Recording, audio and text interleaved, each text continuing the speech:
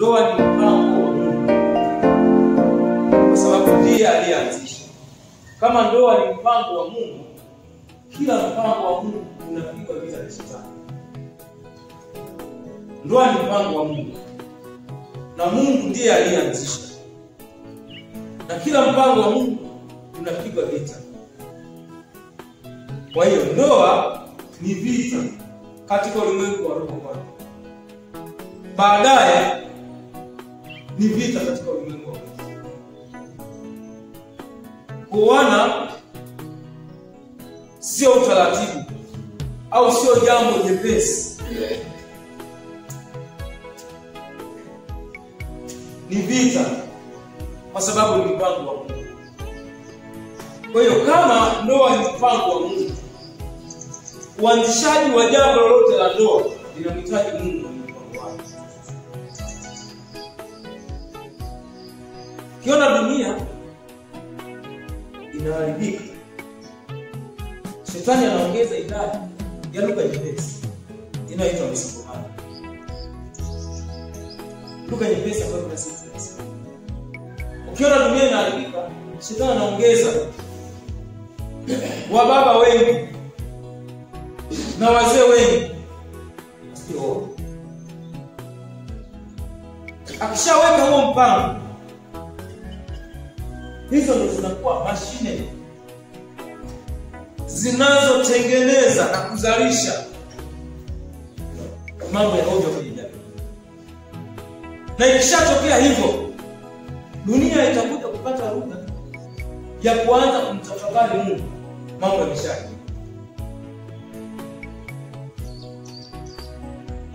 Maana huwezi kumkuta mama mwenye familia ya heshima anaharibu jamii, isipokuwa anaitengeneza jamii kwa namna yake. Ndio maana kitu ambacho kinashangiliwa kama cha kawaida na dunia, uwe na uhakika katika ulimwengu wa roho, katika Mungu, hicho kitu kishashangiliwa. Ndio maana tunayapima mambo ya rohoni. Tunaanza kuyapima mambo ya rohoni tukiangalia yanasemwaje na watu wasimwamini. Hicho ni kipimo cha kwanza. Ukiona mtu asiyemwamini Mungu, asiyemjua Mungu, analishangilia sana jambo hata kama ni zuri,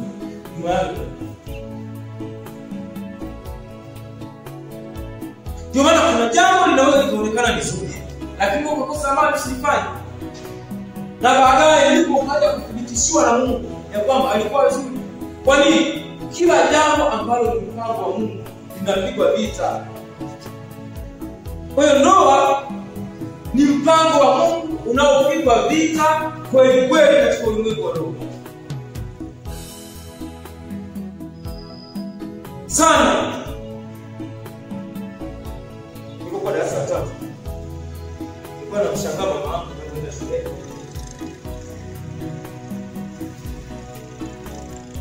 Kwa wadogo tunapopata mkeo, unakuwa unakariri yale maneno ambayo sasa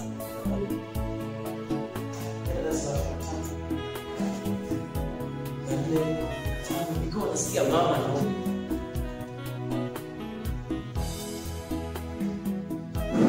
Anaongea maneno haya ili kupata nishukuru. Sasa mwanangu naomba atimize malengo yake na ndoto zake za kielimu, na umwandalie kitu. Mimi nikawa najiangalia vile vile na maombi leo. Nilipokuwa nimelea nimepata msomo, ndio kwa mtu ndio nikajua kwa nini Mungu alikuwa anampa mafunuo mama ya kuniombea. Hatujifunzi kuogelea mafuriko ya kishaka, tunajifunza kuogelea kadri. Tukianza kuogelea wakati tunazama,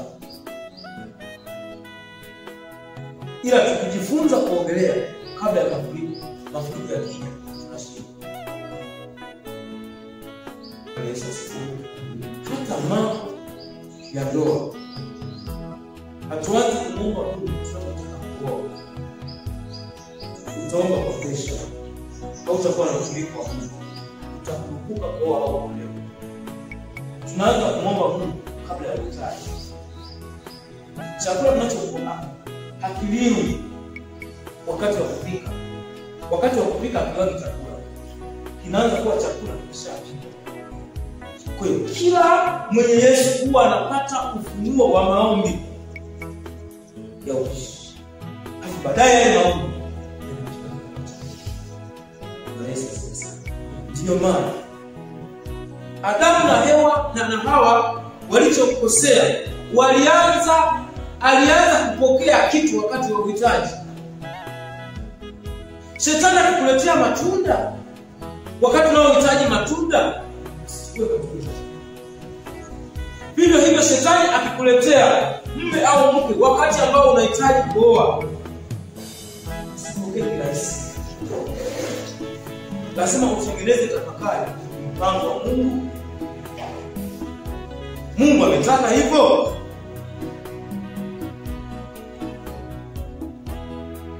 Ndio maana Mungu anaweza kuwa anakuamsha uamke, amka kuomba uamke. Unaweza kuuliza Mungu, kwa nini niombe hili? Kwanza halifanani. Anathibitisha nasema ya kwamba kwenye Matendo ya Mitume, nanyi mtakuwa mashahidi wa Bwana. Maana kabla hawajabadilishwa wakawa watu wengine, hawajawahi kuwa mashahidi wa Bwana. Kwa hiyo Mungu huwa anambadilisha mtu, ndivyo ulivyo, anambadilisha huyo mtu mwingine, ndio kufanania kitu kingine. Ukibaki hivyo hivyo, huwezi kufanania. Ndio maana Daudi alipoitwa mbele ya nabii Samuel, ilibidi afanye mtu mwingine ili awe mfalme mwingine. Maana hakuna mfalme mwingine katika Israeli bila Daudi kufanya mtu mwingine. Bwana Yesu asifiwe sana. Kwa hiyo hata Mungu huwa anambadilisha mtu kwa namna nyingine. Huwezi kupata hatua nyingine kabla hujawa mtu mwingine. Watoto wachanga tunakazana kuwalisha, tunawapa lishe ili wawe watu wengine, wawe na hatua nyingine. Hakuna hatua nyingine bila kuwa mtu mwingine.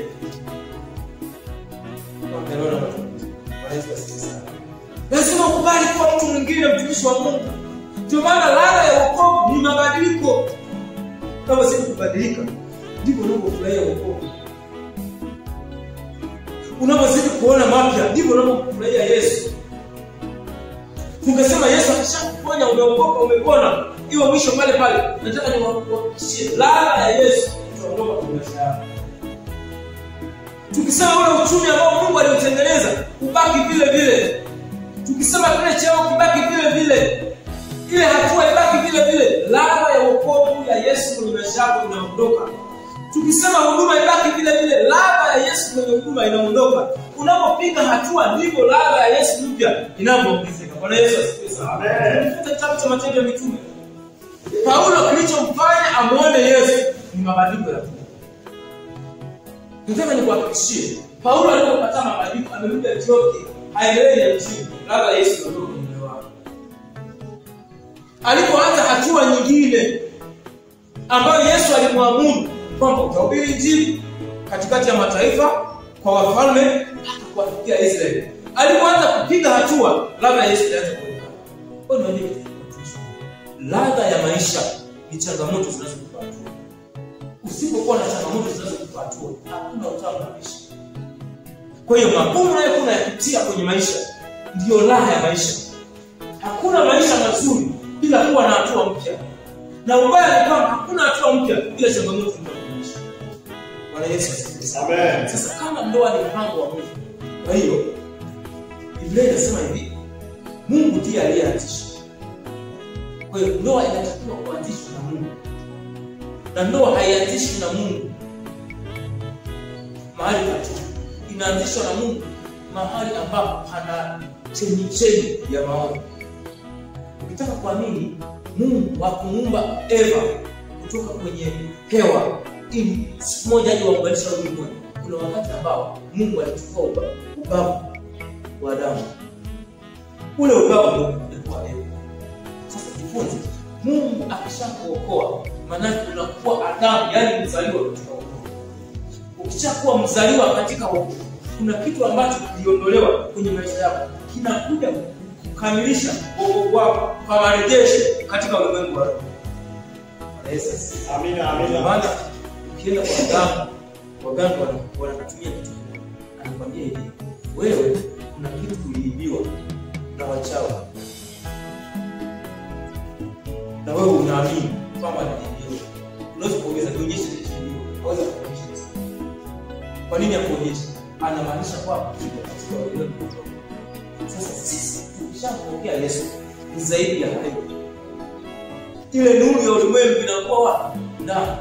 Kwa ulimwengu mzima tunaweka kwenye himaya yetu. Tukishaweka ulimwengu mzima kwenye himaya yetu, tunajua kila kinachoendelea usiku. Hata kama haleluya. Amina. Bwana Yesu asifiwe. Lazima tuwe na mafunuo ya maombi na neno la Mungu. Tusipokuwa na mafunuo ya maombi na neno la Mungu, hakuna ushindi kwenye maisha. Kama umeokoka unataka kushinda katika Kristo, maombi na neno la Mungu lijae ndani yako.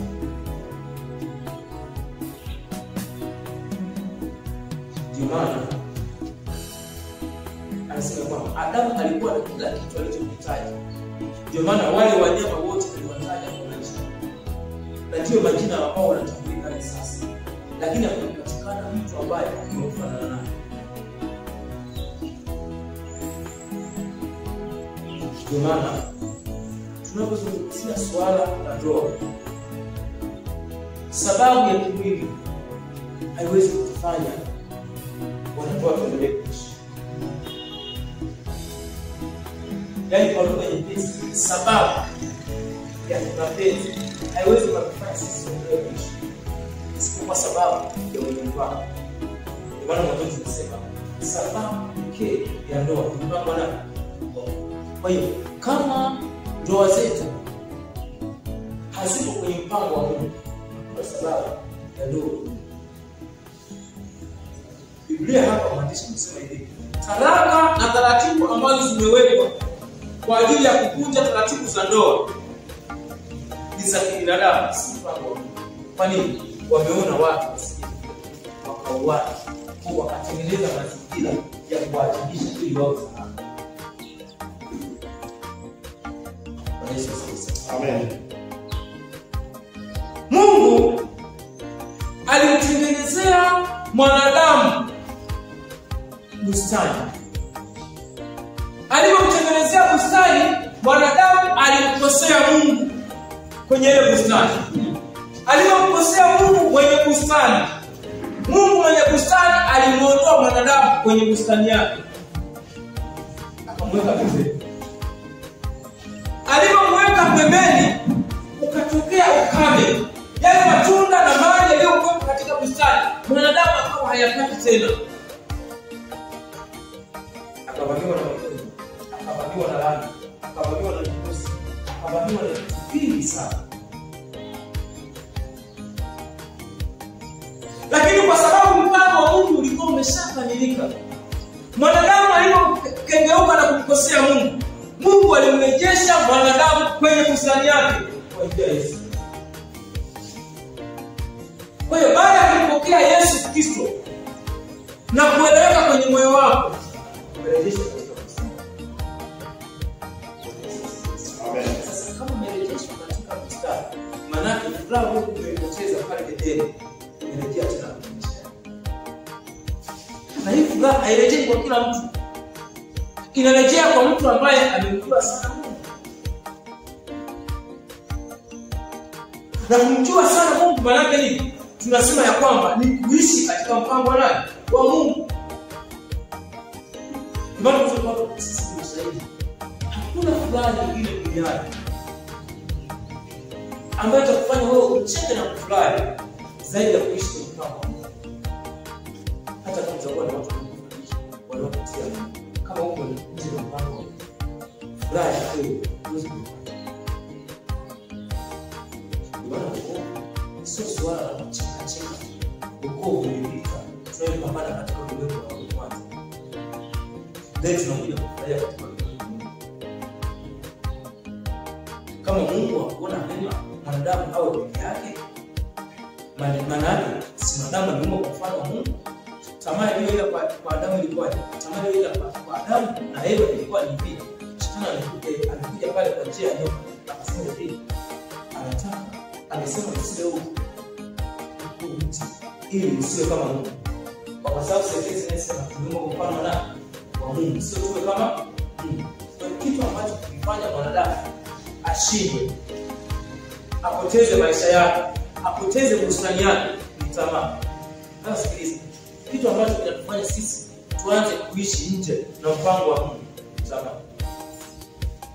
Watu wengi tunapambana tuishi kama mtu fulani, tuwe kama akina fulani, tusijue Mungu ametutengenezea bustani yetu kwa Mungu. Nataka niwaambie kitu, yaani kwenye sheria au kitu ambacho Mungu amekupa uishi kwacho kina furaha, hiyo ndio bustani yako. Ukienda nje na ile bustani, furaha ya maisha hayo kamili. Yaani mfano mdogo, unaweza kumlazimisha mtoto au daktari, mtoto ambaye alikuwa anataka awe mbaya, lazima aje alipo daktari na hata kuja kufurahia kazi yake. Ni vipi? Unaweza kusikia daktari fulani amefukuzwa kazi kwa kufanya jambo moja mbili tatu, alilazimishwa, yaani aliondolewa bustani ya kuuliwa kwake, akawekwa kwenye bustani ambayo sio kuuliwa kwake, hawezi kufurahi mbele. Ndio maana Mungu anapokuweka kwenye bustani anasema hivi, hata kama pana ukame, Mungu ataleta nini? Maji. Ndio maana tunaambiwa hivi, haya kwenye bustani ambayo Mungu ametutengenezea. Kwa sababu hapo ndipo ni furaha. Bustani yetu kwa bustani yetu inaitwa Yesu Kristo. Kaa ndani ya Yesu Kristo kikamilifu, hautayumbishwa na Yesu. Haleluya, haleluya. Nasema hivi, mwanamke alimpatia Adamu kama mshirika mwenza na msaidizi, kwa kuwa Adamu alikuwa na asili ya Mungu na alihitaji ushirika na msaada kutoka kwa mtu wa aina yake. Maneno ya Mungu yanaonyesha kusudi lake la kumuumba mwanadamu ambaye ni mwanamke ni kuanzisha ndoa. Bila shaka hii inafanikisha na kuiongezea jamii kwamba amri yake ya Mungu katika Mwanzo 1:28 inaendelea kutimizwa. Watumishi wa Mungu, ni vyema tukasisitiza kwamba wokovu ni wa mtu binafsi kwanza, kabla hujawa wa mume au kabla hujawa wa ndugu au rafiki, ni wa mtu binafsi kwanza. Matokeo ya wokovu yanapatikana kwa mtu binafsi kwanza. Anaposema juu ya mwamba huu nitalijenga kanisa, ni baada ya Petro kumjua Mungu kibinafsi. Na bila Petro kumjua Mungu kibinafsi, hakuna sentensi ya juu ya mwamba huu nitalijenga kanisa. Kwa hiyo alisema juu ya mwamba, sio juu ya miamba hii. Maana Petro baada ya kumjua Mungu kibinafsi alihudumiwa kibinafsi na Mungu akaonekana kwake kibinafsi. Hadi kwenye maisha ya haya ambayo tunajifunza asubuhi ya leo, Mungu anataka umjue wewe kibinafsi. Bwana Yesu asifiwe sana. Mungu alipomuumba Adamu na Hawa hakumjua Mungu kibinafsi. Ujuaji juu ya Mungu ulikuwa ni tegemezi kwa Adamu. Ndio maana Mungu alipokuja kumuita, ambaye angeweza kuitambua sauti ya Mungu alikuwa ni nani? Ni Adamu. Alipokuja pale bustanini, hakuuliza Adamu na Eva uko wapi. Aliuliza nini? Adamu uko wapi? Maana nini? Hapo mwanzo Mungu aliumba mwanadamu ambaye ni mwili. Kwa hiyo kwa ufupi alikuwa anamuita Adamu na Eva ni mwanadamu mmoja ambaye ni mfano wa Mungu. Akasema uko wapi Adamu? Sasa Biblia inasema hivi, mchungaji na wale kondoo wanataka sauti ya nani? Mchungaji wao. Mchungaji ametajwa kwenye Zaburi ambapo Daudi anasema hivi, Bwana ndiye mchungaji wangu, sitapungukiwa na nini? Na kitu. Yule ndiye mwenye uwezo wa kutambua nani? Mungu. Ndio maana wake Adamu anaishi sauti kwa ndani. Anasema hivi, niko hapa maana niko uchi. Mungu anasema hivi, nani alikwambia uko uchi? Atumisha mpango wa Mungu. Sisi sana mpango wa Mungu tumjue yeye ndani. Sisi sema hivi, hapo duniani usiku mimi nitatoka katika dunia na wewe utatoka katika dunia. Kwa wakati huko mahangaiko yetu yasituletee mahangaiko kwa kupambana kwetu kusiwe sababu ya sisi kuacha kumpambania Mungu aliye. Kuishi kwetu furaha yetu isipunguze furaha ya asili ya Yesu Kristo. Ni hivi, tujiangalia pale mazuri kwamba Mungu ni somo la tatu. Mungu aliumba kila kitu. Lakini alichosisitiza ni kwamba vitu ambavyo Mungu ametupa visimnyang'anye Mungu. Na tukasema kuna uwezekano wa vile ambavyo Mungu ametupa kunyang'anya nafasi ya Mungu kwenye mioyo yetu. Lakini tukimkaribisha Mungu, Mungu akikaa kwenye mioyo yetu hanyang'anyi vitu vyake kwenye mioyo yetu.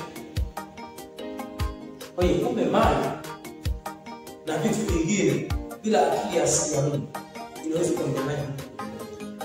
Yaani matunda yaliyopo katika bustani yalimtoa Mungu kwenye moyo wa Adamu. Adamu akakaa kumtupa, akajikuta ghafla yuko uchi, akaanza kutafuta majani ajifiche ili tukuane usimkane. Hata sisi tumebaki watu kwa sababu vitu vilikuwa na nafasi kuliko Mungu. Hapa maandiko yanasema hivi, Adamu aliumbwa sehemu mbili, ya kiroho na nini? Na kimwili. Kilichomkosesha Adamu, alishindwa kubalance mambo ya kiroho na nini? Na mwili. Mambo ya mwili yakanyang'anya kiroho. Adamu akaangamia, akaondolewa katika bustani. Na Mungu alikuwa amejipanga baada ya Adamu kuondolewa katika bustani, aliweka upanga unaolinda, malaika wanaolinda ile bustani. Ndio maana kuanguka kwako mikononi mwa Mungu asijakuokoa Mungu. Mungu ameshajipanga kuniokoa. Mungu ameshapanga kuokoa. Mungu ameshapanga kuokoa watu wengine. Ndio maana anatoa sentensi ngumu baada ya kutambua kiburi cha mwanadamu. Akasema hivi, usiponisifu utainua nini? Mawe yatanisifu. Kwa nini? Alishatambua kwamba mimi na wewe tuna asili ya kuwa na kiburi kizito. Tangu mwanzo kuwa akahakikisha kazi yake haifeli hata kama utafeli. Ndio maana kufa kwangu au kufa kwako na kuondoka hapa duniani hakuna sababu ya Mungu kutokutumiza kazi yake. Ukitaka kuamini, uliza Elia baada ya kufa mapenzi ya Mungu yataendelea kutekeleza kuishi. Musa baada ya kufa Haruna alisimama. Kwa hiyo kufa kwako wewe kiroho mtishi Mungu, wala kumuondoe Mungu kwenye nafasi yake. Mungu anabaki kuwa Mungu. Haleluya, haleluya. Ndio maana hata maombi yako akijibu au asijibu anabaki kuwa nani? Sasa hivi shetani anatudanganya, anatuelezea sentensi kwenye nyoyo. Watumishi wa Mungu, tusidanganye, Mungu hajakiwi. Yaani usitengeneze sentensi kwenye moyo wako ya kuamini wewe ni muhimu, wewe ni bora kuliko Mungu. Mungu haifa. Na ukitaka kuamini, sema leo Mungu naomba unichukue ufe leo. Au kanisa zima la Mlole tufe wote. Hafu baada ya miaka miwili utakuta kazi ya Mungu. Unaweza kuuliza, imeendeleaje? Kwa nini? Thamani ya Mungu inapatikana kwa binafsi, sio kukuta. Unapoendelea kumthamini Mungu mahali pasiri, ndipo unapoendelea kumuona Mungu. Vitu vya thamani vinapatikana sirini. Madini yenye thamani yanapatikana sirini. Maombi yenye matokeo vivyo hivyo yanapatikana sirini. Hata ndoa inatengenezwa sirini.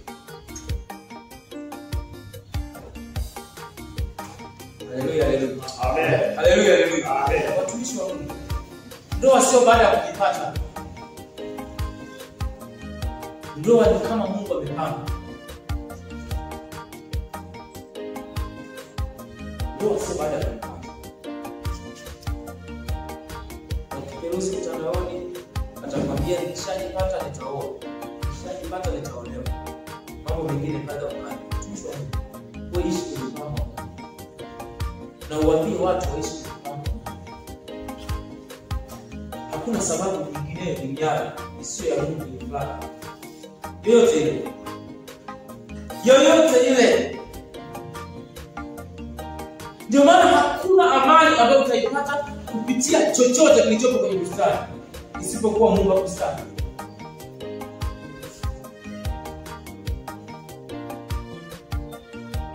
Daniel anasema sababu bwana sikaweza kula chakula cha nasi. Sitakula kama na nani.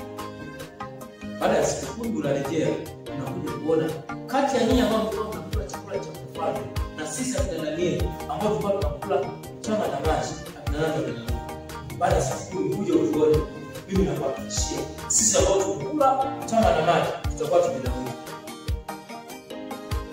Hatuanze kunawiri mwilini. Biblia inasema hivi, ingawa utu wetu wa nje unachakaa, lakini utu wetu wa ndani unakuwa sikwani halisi. Maana kuna muda lazima ukubali kuchakaa ili usichakae. Na hiyo ni mifumo ya Mungu pekee yake ambayo inaruhusu mtu achakae ili asichakae. Ni mifumo ya Mungu pekee yake. Kwa maana Mungu hakufundishi wewe kila kitu, ila kuna kitu anakufundisha ili upate kila kitu. Sasa Mungu anapokuwa anakufundisha, usiwe mgumu wa kufundishika. Mungu anapokuelimisha, usiwe mgumu wa kuelimika. Mungu anapokuelewesha, usiwe mgumu wa kueleweka. Siku moja mama aliniambia maneno matatu ya kufanana, na mwingine akaja kuniambia maneno matatu ya kufanana, na mwingine akaja kuniambia hayo maneno. Mimi nikatafakari, nisije kitu gani Mungu ananifundisha? Nimsikilize nani? Nikaamua kumsikiliza mmoja wao. Mungu akikwambia kitu, sio kwamba watu watakwambia kitu. Watakwambia kitu. Ila wewe ndio mwamuzi. Ndio maana pale mwanzo tumesema kwamba Mungu alimuumba mwanadamu alicho capacity, mental intelligence na uwezo wa akili na uwezo wa kiroho. Mungu alimuumba mwanadamu. Mungu hakuumba hivyo kama burudani. Kuna vitu vya kimwili vinashirikana, kiroho vinafanya. Inawezekana. Mungu si roho. Ndio Mungu kama Mungu katika roho na kweli. Kama Mungu ni roho, maana yake mambo yanashindana katika mwili, yaeleweka katika roho, yani katika Mungu yanawezekana. Vile unapozidi kung'ang'ania kuishi kama mtu fulani, ndivyo hautakuwa kama huyo mtu wala hautakuwa kama Mungu anavyotaka. Kwa hiyo utakuwa una heri. Nyoka akija atakupa kitu, utapokea, utakuwa kitu chako. Yaani ni maisha, ni heri kupotea moja kwa moja unajua umepotea kuliko kwa uelewe kwamba umepotea. Usikae njia panda. Potea. Ukishapotea watu watakurudisha, hauji kupotea tena. Ukikaa njia panda kwa muda mrefu, utapoteza muda wako. Halafu ukipotea utakuja kupotea moja kwa moja, hakuna kurejesha. Amua jambo moja kwenye maisha. Maisha ni maamuzi magumu.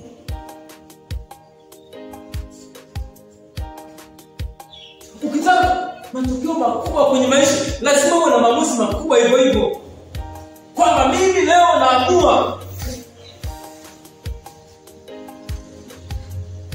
Leo naamua kushuka duniani kwenda kudhalilishwa na acha enzi mbinguni ili nikaokoe wanadamu. Ndipo mimi na watu tukapatikana leo tunaishi.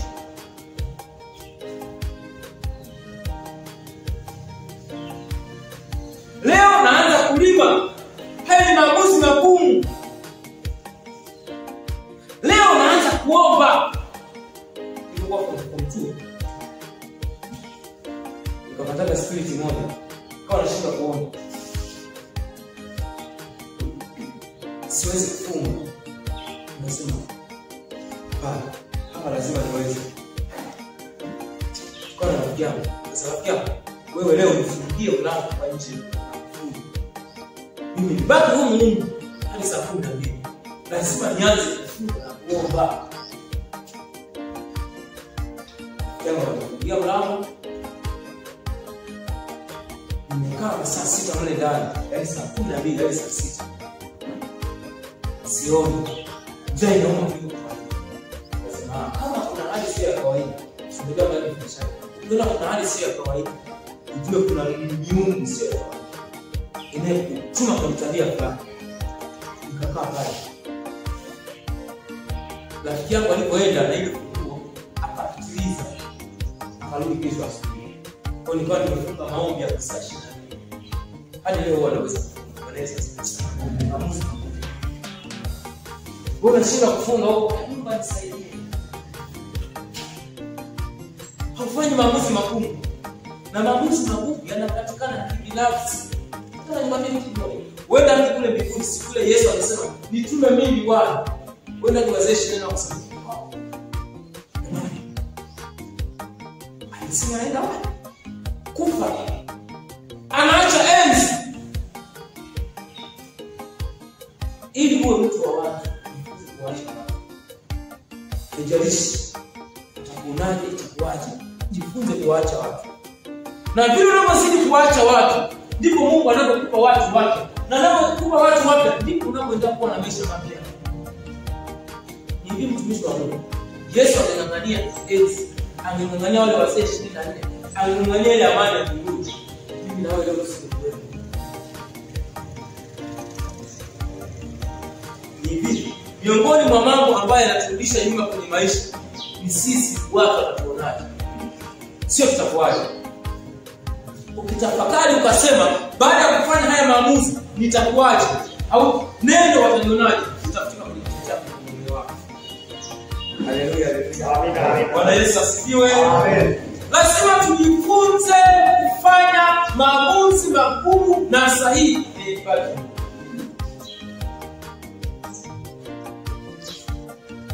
Kila hatua imejaa maamuzi. Ukitaka kushinda ufuzi, uwe na maamuzi. Baba, mimi hivi sasa hivi sitaki. Hayo maamuzi.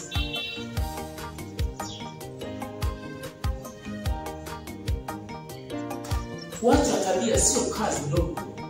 Ukitaka kuamini kuacha tabia sio kazi ndogo, Yesu alishusha mwanga wake ukamulika Paulo kwa kufunga ili aondoe tabia. Sio kazi ndogo. Sasa Yesu ni Mungu. Hata wewe usiporuhusu mwanga wa Yesu kukuangazia, hauji kuacha ile tabia. Hauji kuacha tabia ya uvivu kwenye kuomba Mungu, hauji kuacha tabia ya kuacha kufunga na kuomba, au taacha, utakula sana na utabaki vivyo hivyo.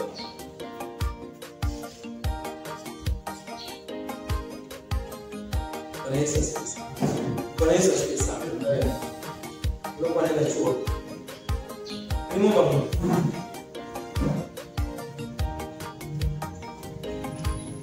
Ndio kwa. Katika sponsor ya somo. Maombi ya kutoka. Sipata kwa. Mama kanipata usiku saa sana. Mwanangu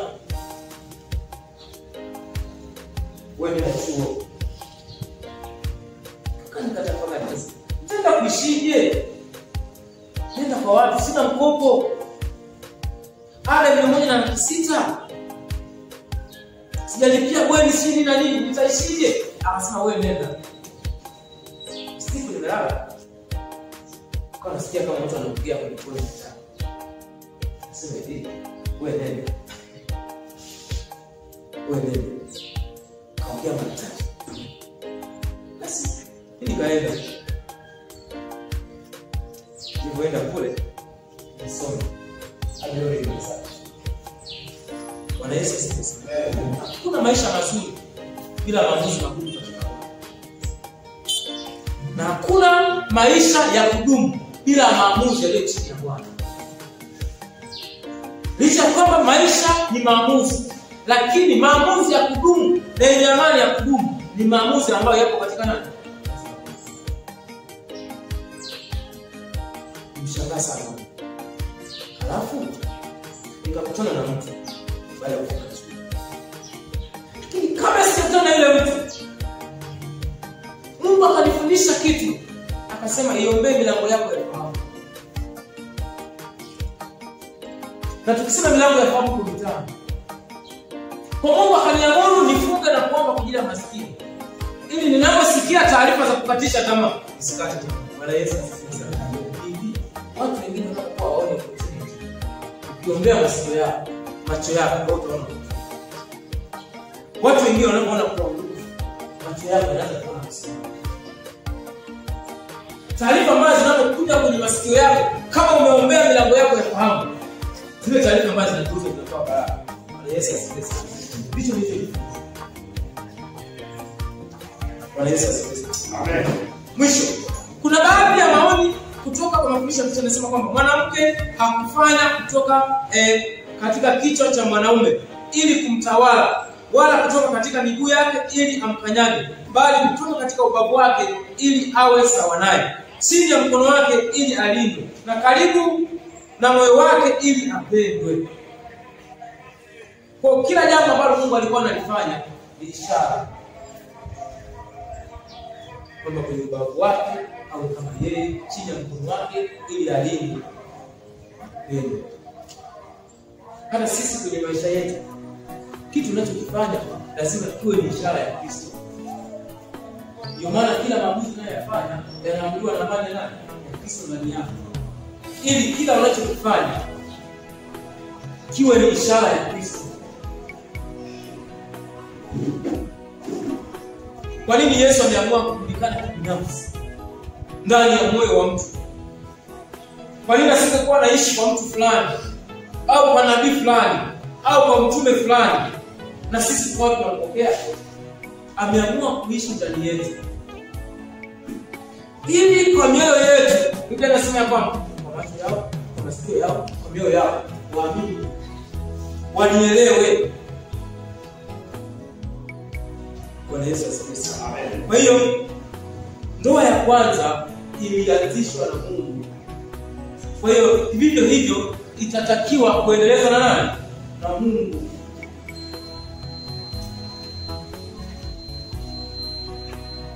Inatakiwa kutanguliwa na Mungu. Mgeni wa kwanza alikuwa ni nani kwenye ile ndoa? Mgeni wa kwanza alikuwa ni nyoka. Mgeni wa kwanza aliyekaribishwa kama alikuwa ni nyoka. Hata mambo yaliyokuja yalikuwa ni ya nyoka. Wakaanza kufa.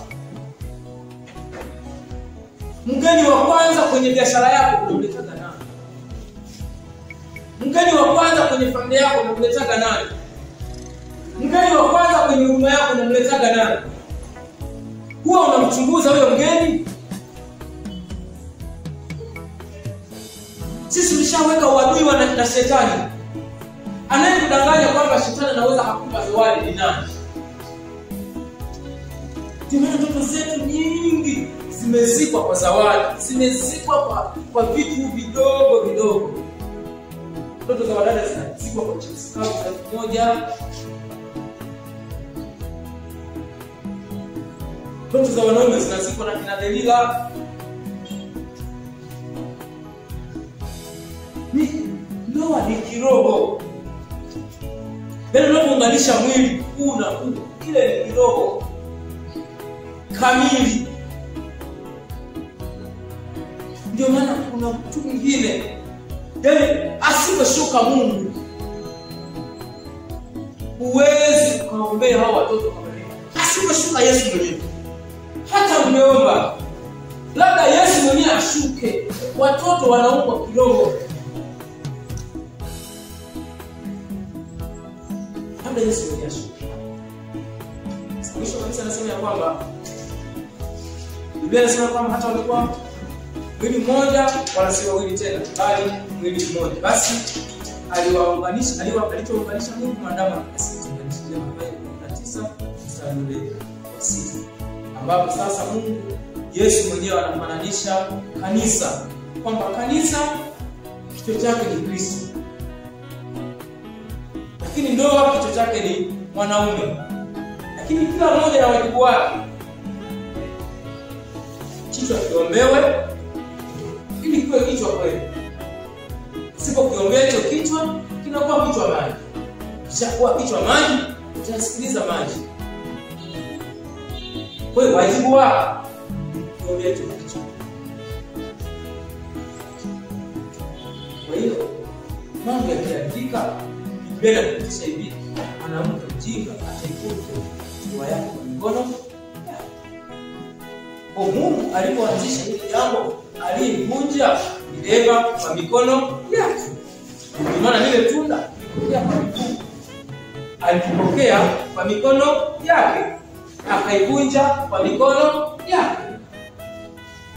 Kwa hiyo Mungu amemuumba mwanadamu mmoja ambaye ni mume na mke, akawabarikia. Anawabarikia kabla hajaumba Adamu na Eva, watu wawili. Maana yake aliposema wakazaliane, walianza kuzaliana kabla physically hawajaonekana. Kwa hiyo maana yake watoto waliokuwa wanazungumziwa katika ulimwengu wa nini? Wa roho. Inapaswa kuwa na ndoa ya mume mmoja na mke mmoja. Ya kipekee inaondoa wengine wote. Ndoa inaondoa wengine wote. Hapa mama, shangazi, shemeji.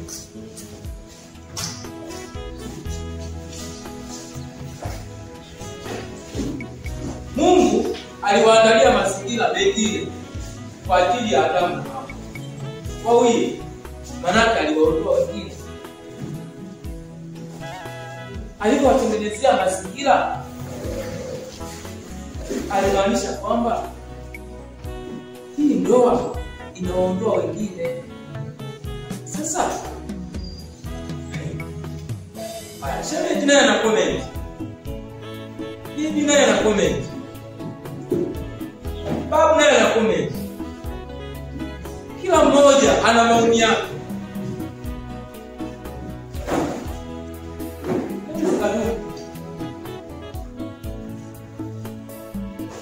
Basi tuseme hivi, tuachane na ndoa. Hata kwenye maisha unafanya hiki, mtu anakuona. Yeye anakuja anakuambia hivi, unafanya hivi, uweze. Huyu naye anakuja anakuambia, fanya hivi na hivi. Shauri wengi wanaishi.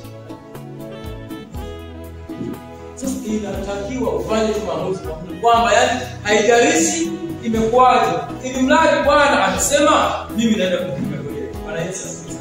Daudi anasema hivi.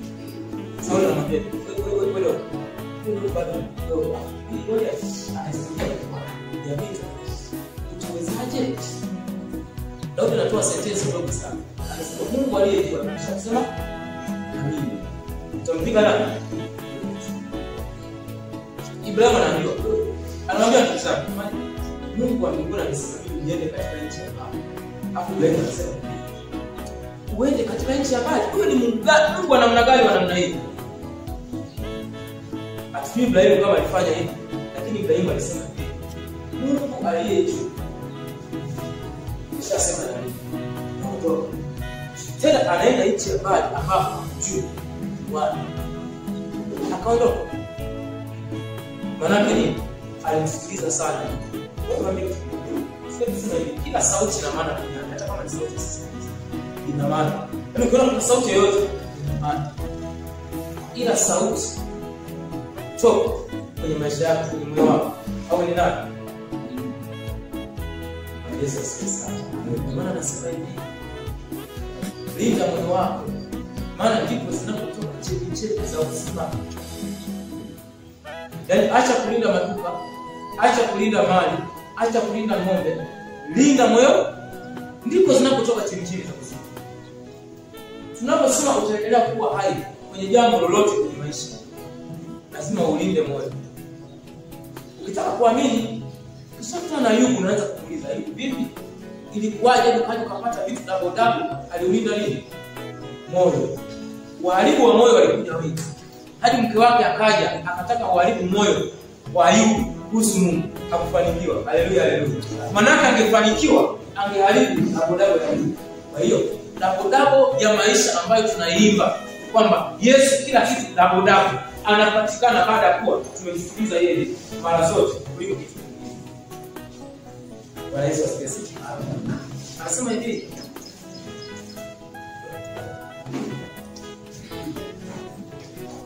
ili wajiunganishe kwa ndani, wawili wamekuwa mwili mmoja. Ni ya kudumu, ijapokuwa wakati mwingine kutenguliwa kwa udanganyifu wa ndoa na taraka, lakini hii sio mpango wa Mungu. Ndoa imepewa heshima ya juu kabisa na uzuri wake ni ya kipekee, kwa vile inavyotumika kuonyesha uhusiano kati ya Kristo na kanisa lake. Namba tusome Efeso 5:21.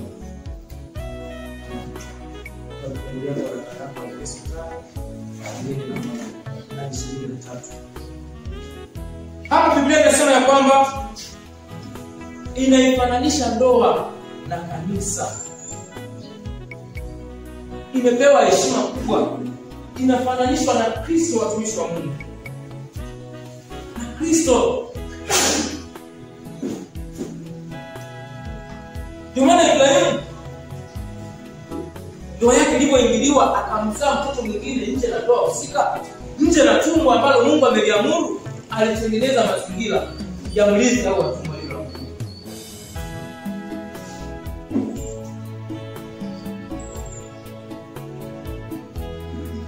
Sulemani vivyo hivyo.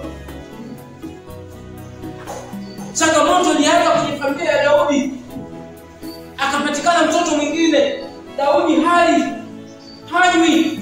Siku ile mtoto wa nje ya ndoa amekufa. Akaanza kupata chakula. Watu wanashangaa. Unakula na mtoto amekufa, afa mitaka nifanye. Bwana, kitu ambacho kiliamriwa na Mungu. Sikia msaka kufundisha kwenye mwanzo kabisa masomo sana kwamba Yesu sisi alitutafuta kabla hatujitafuta.